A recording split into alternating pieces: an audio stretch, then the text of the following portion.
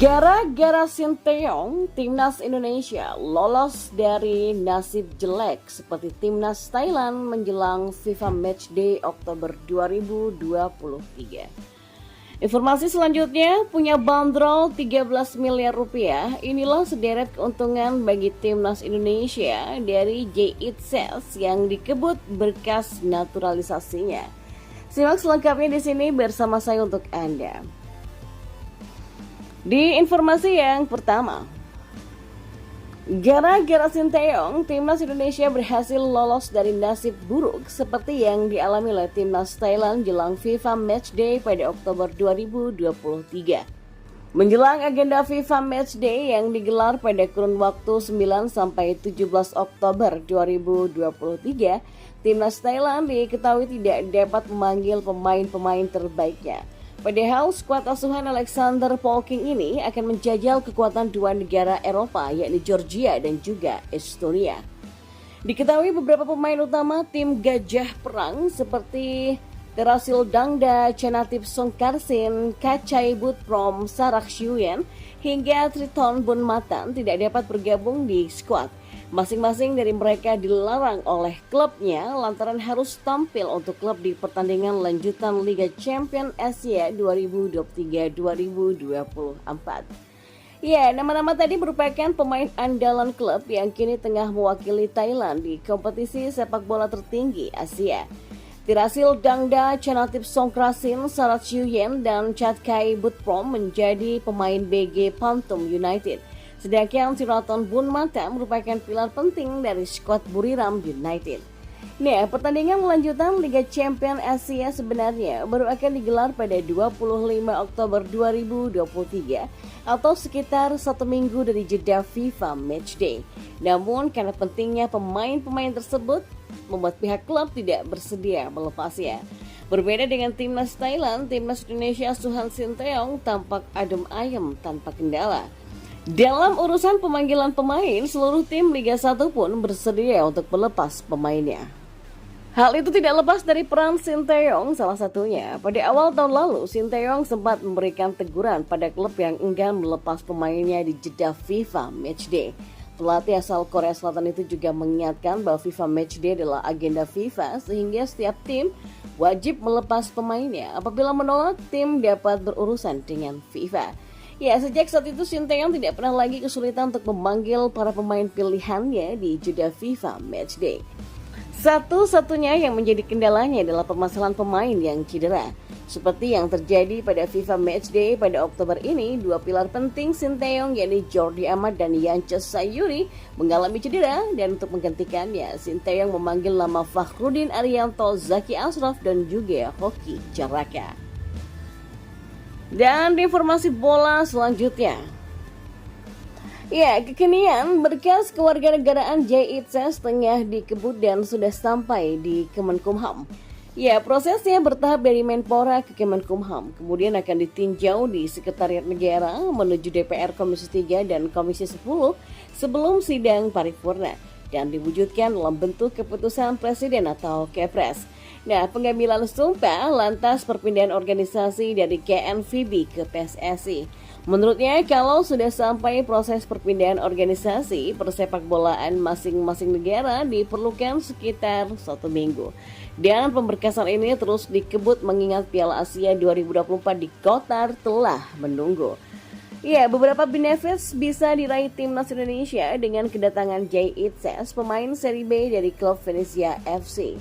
Seperti disebutkan Bung Ropan, sapaan Roni Pangemanan yaitu menjadi pelapis yang bagus untuk Jordi Amat. Maka dengan adanya J tidak perlu takut kalau Jordi Amat tak hadir. Contohnya seperti sekarang di mana ia mengalami cedera saat membela tim Pro Johor Darul Takzim atau JDT yang bertanding melawan BG Pathum United FC dalam Liga Champions Asia, kata Bung Ropan.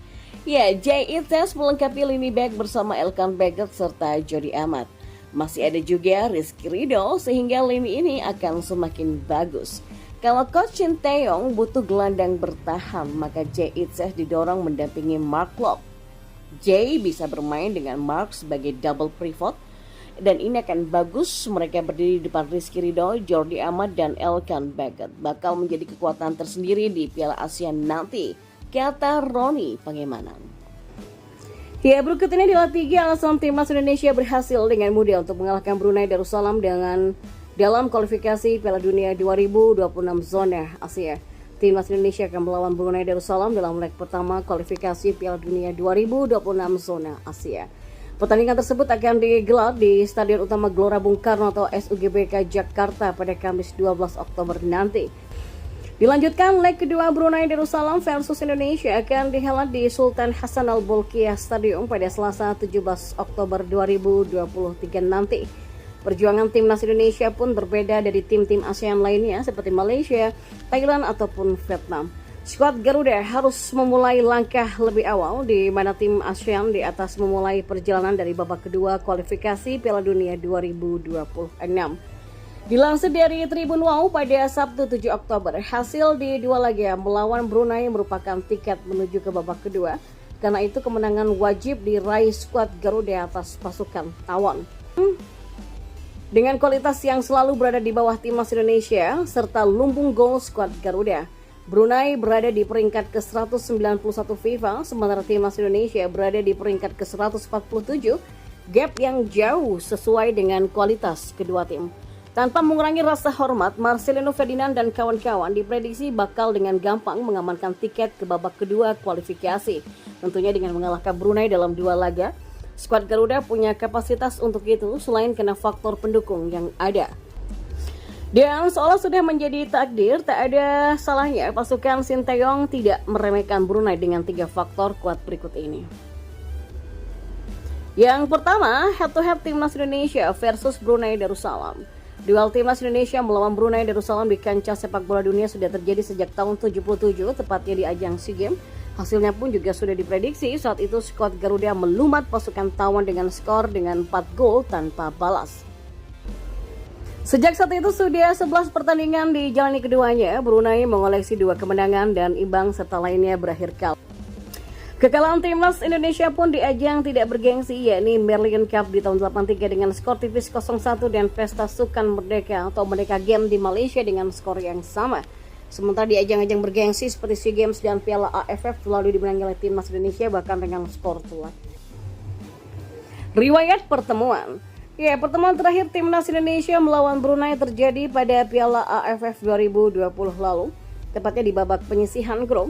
Skuad Garuda yang sudah ditukangi oleh Sinteyong saat itu menggilas Brunei dengan skor telak 7-0. Bahkan saat itu timnas Indonesia tidak diperkuat nama-nama mentereng termasuk Jordi Amat, Marcelino Ferdinand hingga Ivar Jenner. 2 nama awal sebenarnya masuk dalam daftar pemain bahkan sebagai pemain pengganti. Namun di laga melawan Brunei saat itu tidak diturunkan. Sementara Ivar Jenner masih dalam proses naturalisasi WNI, saat itu Sinteyong mengandalkan nama-nama yang bermain di liga lokal, dan yang ketiga adalah kualitas tim dan pemain. Berdasarkan data statistik pertemuan kedua tim, kualitas tim dan pemain timnas Indonesia tentu berada jauh di atas Brunei Darussalam.